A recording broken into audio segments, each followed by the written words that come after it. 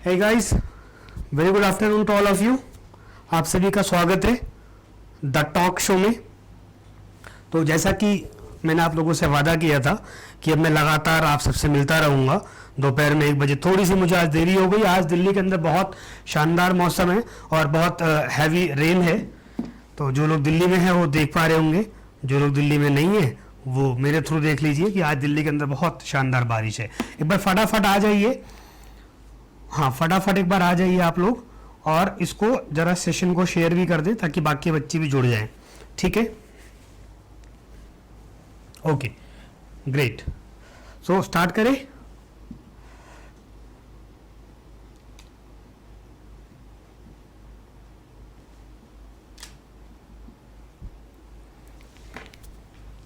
ठीक है, तो मेरी आवाज आ रही है क्या सबको? Am I audible and visible to all of you? Give me a reply, quick reply। जो भी अगर कोई देख रहा हो फटाफट एक बार क्विक रिप्लाई कर दे कि मेरी आवाज आ रही है कि नहीं आ रही है। Am I visible to all of you or not? ठीक है, ठीक है, I think I am visible. Okay,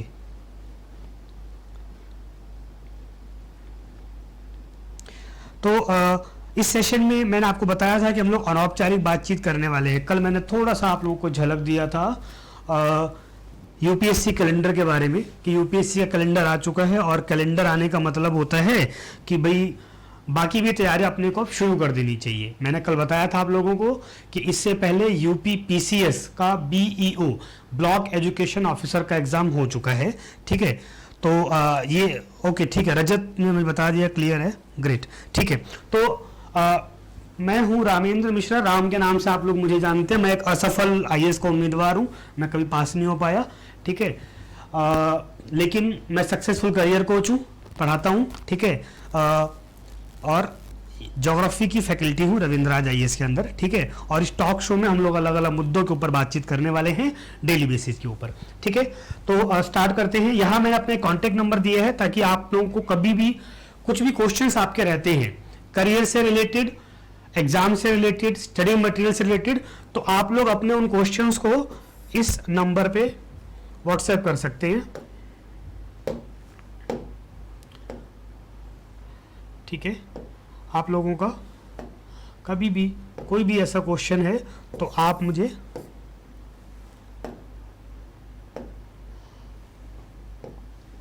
ram.samvad जो मैंने अभी बताया, ठीक है, इज इट वर्किंग और नॉट, इट्स नॉट।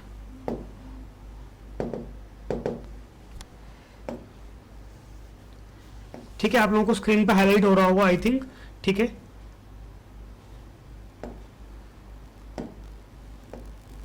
हाँ ठीक है, ram.samvad@gmail.com इस मेल आईडी पर आप लोग मुझे अपने कोई भी ऐसे क्वेश्चंस होते हैं, कोई भी डाउट्स है करियर्स के बारे में या स्टडी मटेरियल को लेकर के एसेट्रा एसेट्रा।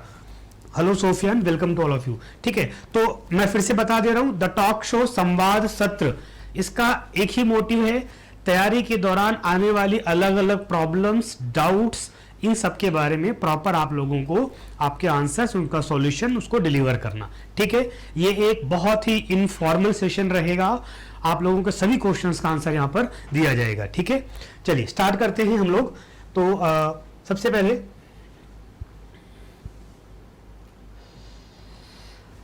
मैं अभी इस सेशन में जो अभी प्रेजेंटली चल रहा है इसमें मैं ये 5-6 चीजों के बारे में डिस्कस करने वाला हूं। ठीक है, सबसे पहला यूपीएससी सीएससी प्रीलिम्स 2020, इसका क्या करना है अभी।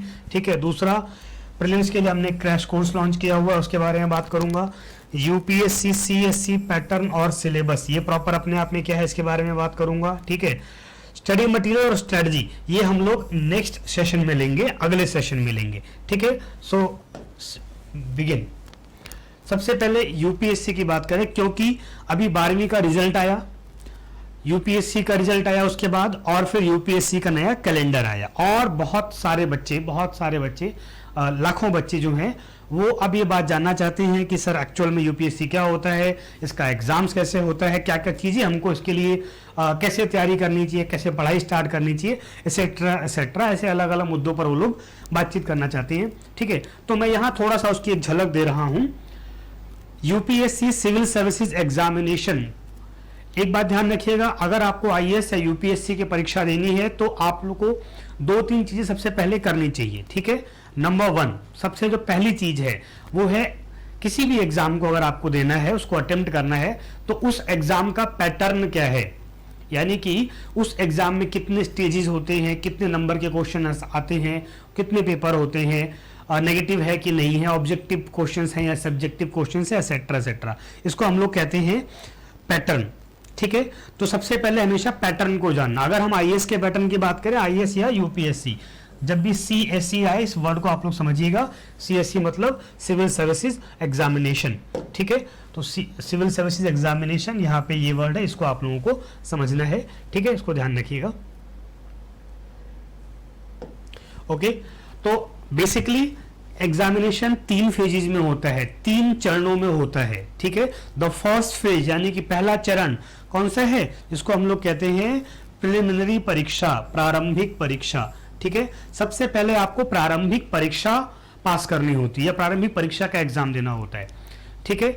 यहाँ पे एक बात ध्यान कर लीजिए, UPSC union public service commission, संघ लोक सेवा आयोग, भारत सरकार का एक कॉन्स्टिट्यूशनल बॉडी है, संवैधानिक निकाय है, जो इन सभी परीक्षाओं को कराती है। उसकी सारी जिम्मेवारी है उसका सिलेबस डिसाइड करना, उसका पैटर्न डिसाइड करना और इन एग्जाम को कंडक्ट करना। एक बार परीक्षा का रिजल्ट देने के बाद फिर उसकी जिम्मेवारी खत्म हो जाती है, और फिर जो परीक्षा से निकले हुए बच्चे हैं वो फिर उनको अलग अलग डिपार्टमेंट के अकॉर्डिंग ट्रेनिंग दी जाती है, ठीक है। तो यहाँ हम उसकी बात नहीं करने वाले हैं अभी। एग्जाम का पैटर्न क्या है, सबसे पहले प्रीलिम्स का एग्जाम होता है, देन अगर आप प्रीलिम्स पास कर लेते हैं तो आपको पहुंचाया जाता है मेंस के एग्जामिनेशन में। अगर आप मेंस में जो मिनिमम क्वालिफाइंग मार्क्स हैं वो ले लेते हैं तो फिर आपको पर्सनालिटी टेस्ट या इंटरव्यू की तरफ भेजा जाता है, ठीक है। तो ये 3 इसका बेसिक पैटर्न है, ये हमेशा याद रखिएगा। इसके बाद एग्जाम एक ही होता है, आप जब यूपीएससी सीएससी का फॉर्म भरेंगे तो एक ही फॉर्म होता है बेसिकली ये, और इस एक फॉर्म के थ्रू ही वेरियस जॉब्स मिलती हैं, ठीक है। जो मोस्ट फेमस होती हैं they are IAS, IPS, IRS यानी कि इंडियन रेवेन्यू सर्विसेज। बहुत से बच्चे आईएफएस को ही प्रेफर करते हैं, यानी कि Indian foreign services. Foreign services अलग है, ध्यान रखिएगा, यहाँ मैंने फॉरेन सर्विस की बात की है, भारतीय विदेश सेवा की बात की है, ठीक है। तो बेसिकली एक एग्जाम है जिसके अंदर लगभग 22-23 अलग अलग सर्विसेज हैं। जैसे जैसे आप लोग तैयारी करना शुरू करोगे, इन सर्विसेज को लेकर के, पोस्ट को लेकर के आपकी समझ बनना शुरू होगी, उस पर हम तब डिस्कस किया करेंगे, ठीक है। तो वो धीरे धीरे उसके अकॉर्डिंग हुआ करेगा। तो अभी मैं आपको बात कर रहा था, एग्जामिनेशन एक ही एग्जाम होना है और उसके 3 फेजेज हैं। जो प्रीलिम्स है ये बेसिकली ऑब्जेक्टिव फेज रहेगा, मैं आगे इसके बारे में बताने वाला हूँ। मेंस है वो सब्जेक्टिव फेज रहेगा, यहाँ मैंने थोड़ा सा डिटेल में दे दिया है। इंटरव्यू तो इंटरव्यू जैसा होता ही है। तो अगर हम सबसे पहले प्रीलिम्स की बात करते हैं या प्रारंभिक परीक्षा की बात करते हैं, ठीक है। आप जब आईएएस का एग्जाम देंगे, सबसे पहले आपको उस एग्जाम को फेस करना होता है। कौन से एग्जाम को? प्रारंभिक परीक्षा को, ठीक है, प्रिलिमिनरी एग्जामिनेशन को। बेसिकली इसमें कितने पेपर है? 2 पेपर हैं, पेपर 1, पेपर 2। पहला पेपर जीएस का होता है, दूसरा पेपर सीसेट का होता है। अब बहुत बेसिक चीज यहाँ पे ध्यान रखनी है, जो पहला पेपर है यानी कि जीएस का पेपर है, यही वो एग्जाम है जो आपका आगे डिसाइड करे कि आप मेंस में जाएंगे कि नहीं जाएंगे, ठीक है। ये आपके मेंस का रास्ता डिसाइड करता है। कौन सा पेपर? प्रीलिम्स का पेपर 1।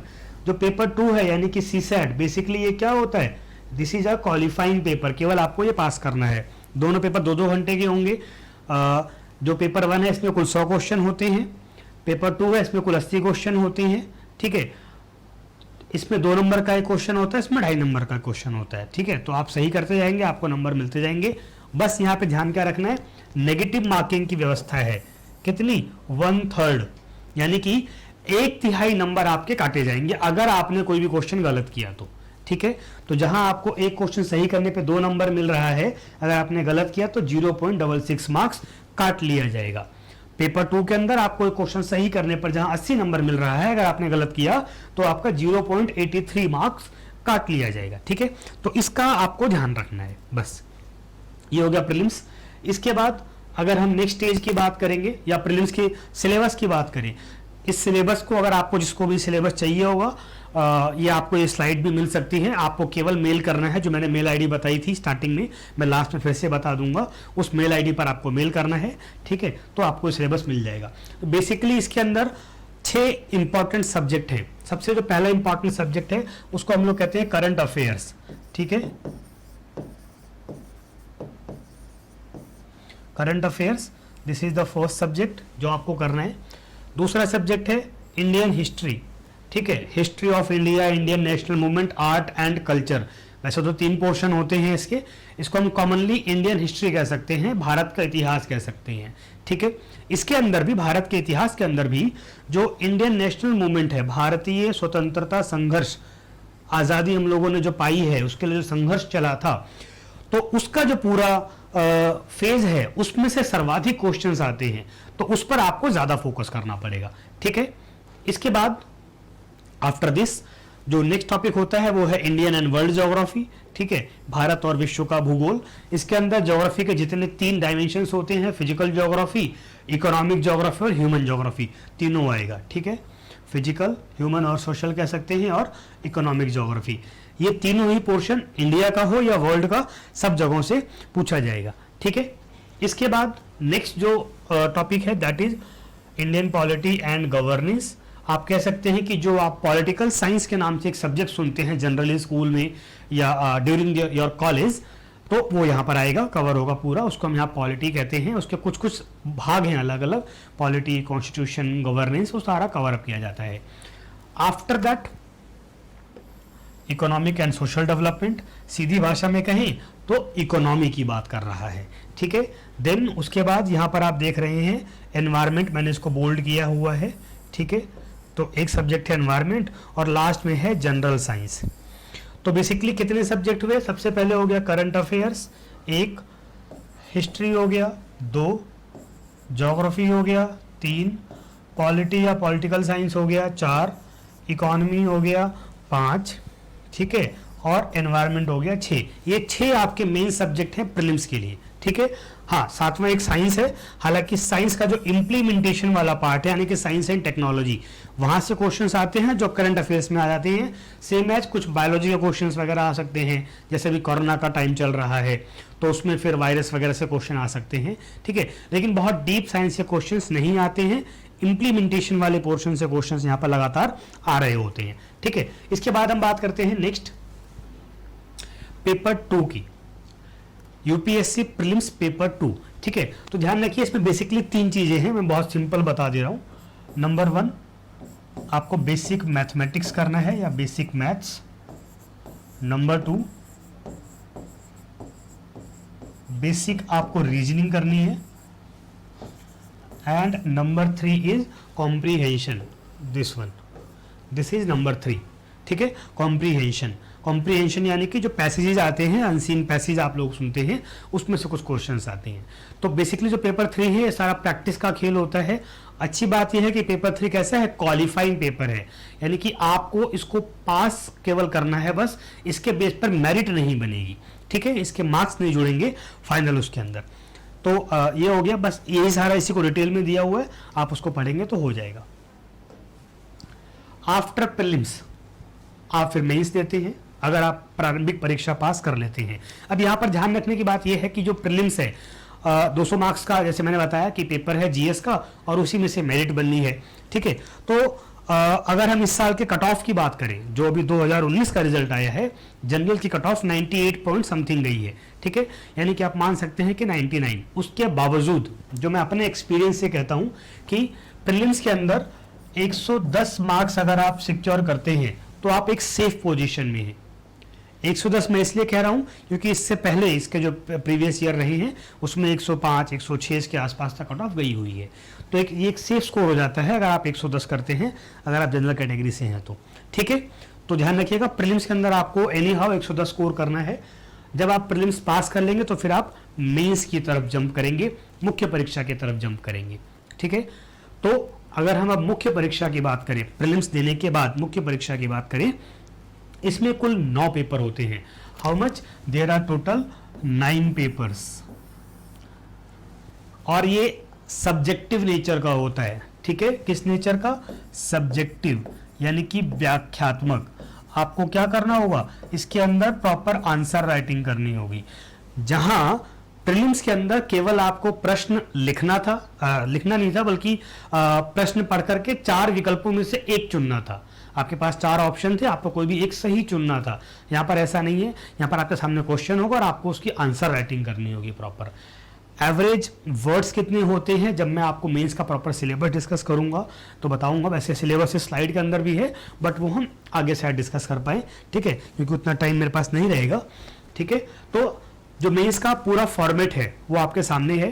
पहले 2 पेपर होते हैं लैंग्वेज के, आप यहाँ देख पा रहे हैं, पेपर ए और पेपर बी, ठीक है, पेपर ए और पेपर बी। ये किसके पेपर है? भाषा का पेपर है, लैंग्वेज का पेपर है।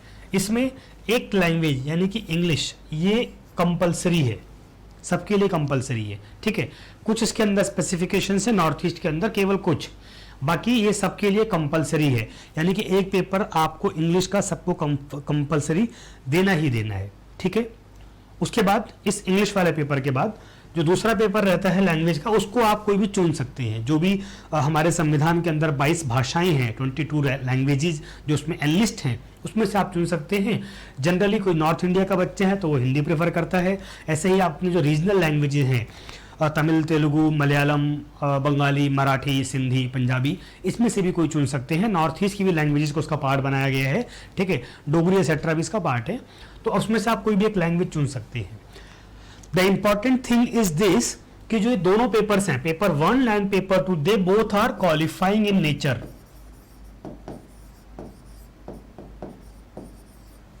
दे both are qualifying in nature. It means कि आपको केवल इसमें जो मिनिमम डिसाइडेड मार्क्स हैं उतने लेने हैं, इसके भी मार्क्स मेरिट में नहीं जुड़ने, ठीक है। और मैं यह बात बता देता हूं, अगर आपको लैंग्वेज की थोड़ी ठीक ठाक से समझ है तो आप इनको इजीली पास कर सकते हैं। हल्के में लेना मैं ये नहीं कह रहा हूं, पर इसकी अलग से बहुत ज्यादा प्रिपरेशन नहीं करनी है आपको, ठीक है। केवल बस आपको थोड़ी सी प्रैक्टिस करनी है। अगर आपको बिल्कुल भी समझ नहीं है तो भी आप कुछ दिन की क्लासेस कहीं ले सकते हैं, या बहुत सारी बुक्स भी आती हैं, उससे गो थ्रू होकर के भी आप इस सेशन को आसानी से, इस दोनों पेपर्स की तैयारी आसानी से कर सकते हैं, ठीक है। तो ये दोनों हो गए आपके क्वालिफाइंग पेपर्स।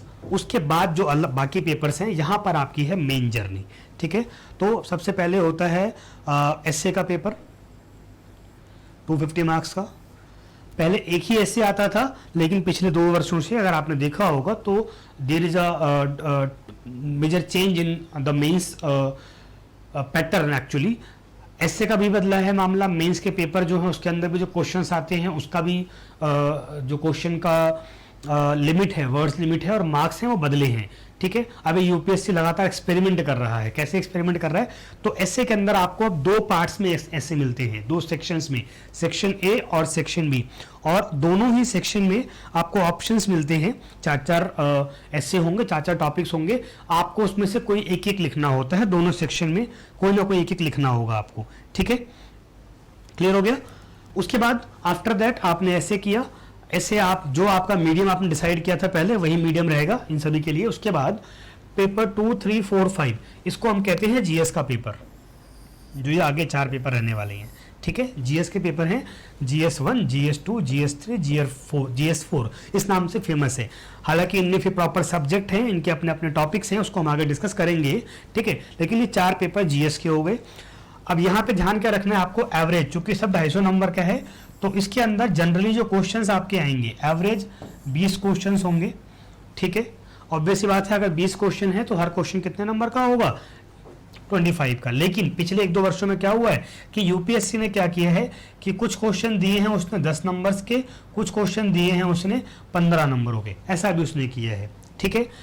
पहले सभी क्वेश्चंस की जो वर्ड लिमिट थी वो 250 वर्ड्स में हुआ करती थी, लेकिन चूंकि जब ये मार्क्स बदले आईएएस ने, यूपीएससी एजेंसी ने, तो फिर उसने क्या किया कि वर्ड लिमिट भी बढ़ा दी है। अगर 10 नंबर का क्वेश्चन है तो उसमें आपको मिलेगा 150 वर्ड्स, अगर 15 नंबर का क्वेश्चन है या उससे ज़्यादा का है तो उसमें आपको 200 से 250 वर्ड्स की लिमिट मिल जाएगी, ठीक है।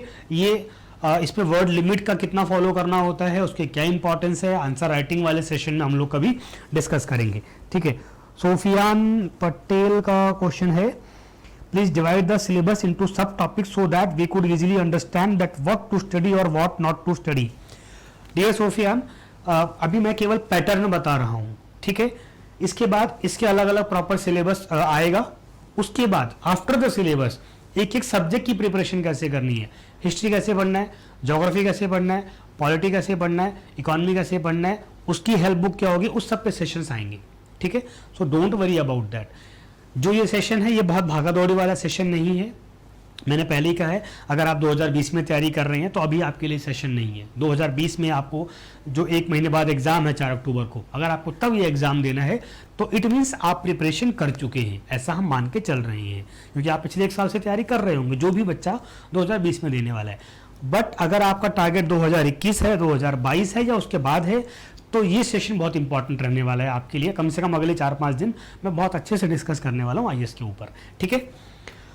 ये पैटर्न हो गया। अब यहाँ पे ध्यान रखना है, जीएस के जो चारों पेपर हैं इसके अंदर है 250 नंबर का। ऐसा भी हो सकता है कि 10 नंबर आपको 10 नंबर का मिले, 10 नंबर आपको 15 नंबर का मिले, 10 क्वेश्चन 15 नंबर का मिले, 10 क्वेश्चन 10 नंबर का मिले, तो वर्ड लिमिट उसके अकॉर्डिंग होगी। हो सकता है कि जो सारे ही क्वेश्चन रहे वो 15 नंबर के रहे, ठीक है, वो डिपेंड ऑन। तो इस प्रकार ये जो चारों पेपर हो गए हमारे 4 जीएस के, ये टोटल हो गया कितना, 1000 मार्क्स, ठीक है, 250 प्लस में 250 मार्क्स ये वाला हो गया, ठीक है। इसके बाद आफ्टर दिस हर बच्चे को क्या करना होता है कि एक ऑप्शनल सब्जेक्ट चूज करना होता है। आई थिंक इस स्लाइड में वो आ नहीं पाया है, कट हो गया है, कोई बात नहीं, ठीक है। यहाँ पे एक ही लिखा हुआ है लास्ट में पेपर 1, ये 2 है एक्चुअल में। हर बच्चे को एक सब्जेक्ट चूज करना होता है जिसको हम कहते हैं ऑप्शनल सब्जेक्ट, वैकल्पिक विषय। एक अच्छा बहुत लंबी लिस्ट है, उसमें से आप कुछ भी चुन सकते हैं। साइंस के भी सब्जेक्ट्स हैं, जीएस के भी सब्जेक्ट्स हैं उसमें, और कॉमर्स के भी सब्जेक्ट है। सो इट्स ऑन यू कि आप उसमें से क्या चुनना चाहें, उसमें कोई प्रॉब्लम नहीं है, ठीक है। तो आपको वो चुनना होता है, और उसके ऑप्शनल सब्जेक्ट के आपके 2 पेपर होंगे, पेपर 1 एंड मैं यहाँ लिख दे रहा हूँ एंड पेपर 2, और इसके मार्क्स भी 250 प्लस 250, ठीक है, 250। तो इस तरीके से टोटल कितने मार्क्स हो गए, 250 आपका हो गया एसए का, 1000 हो गया जीएस का, और 500 250 प्लस 250 हो गया आपका ऑप्शनल का, ठीक है। तो ये टोटल हो गए आपके 1750 मार्क्स, 1750 नंबर। यानी कि आपकी जो मेंस की कट ऑफ बनेगी फाइनली, जो मेंस का आपका जो मेरिट बनेगा वो इस 1750 में से बनेगा, ठीक है। अब यहाँ पर ध्यान रखने की बात यह है कि इसमें भी अलग अलग पेपर्स के अंदर मिनिमम क्वालिफाइंग मार्क्स होते हैं, जिसमें हम डिस्कस करेंगे, ठीक है। लेकिन अगर हम ऑन एन एवरेज देखें, अगर आप 45% प्लस मार्क्स सिक्योर कर रहे हैं इसके अंदर, तो आप बहुत अच्छी सिचुएशन में हैं मेंस के अंदर, ठीक है। आई रिपीट, अगर आप 45% प्लस मार्क्स सिक्योर कर रहे हैं, ठीक है, हालांकि 50% प्लस रखना चाहिए, तो आप बहुत अच्छी पोजीशन में हैं। एवरेज आप देखेंगे तो 45 से लेकर के 55% के बीच में सारे जो सिलेक्टेड कैंडिडेट्स होते हैं उनके मार्क्स आपको देखने को मिलेंगे। 1-2 बार ही ऐसा हुआ है कि जब वो 55% से 60 के बीच में गए हों, ठीक है। यहाँ तक क्लियर हो गया सबको? मैं पैटर्न की बात कर रहा था, मैं फिर से बता दे रहा हूँ, ठीक है। ओके, ग्रेट ग्रेट, ठीक है। तो यहाँ मैंने अभी बात की है यूपीएससी के प्रीलिम्स और मेंस के पैटर्न की, ठीक है। अब 1750 मार्क्स ये हो गए हैं आपके, ठीक है, 1750 मार्क्स हो गए हैं मेंस के। इसी में बाद में आपका फिर इंटरव्यू होगा, कितने मार्क्स का, 275 275 मार्क्स का, और उसके बाद फाइनल 2025 मार्क्स में से आपकी फाइनल कट ऑफ बनेगी, जो आपके सिलेक्शन लिस्ट में आपको स्थान दिला सकती है, नहीं दिला सकती है, डिपेंड करेगा, ठीक है। यहाँ तक क्लियर हुआ है? यहाँ तक कोई इशू किसी को अगर है तो बता सकता है अभी, if anybody have any issue.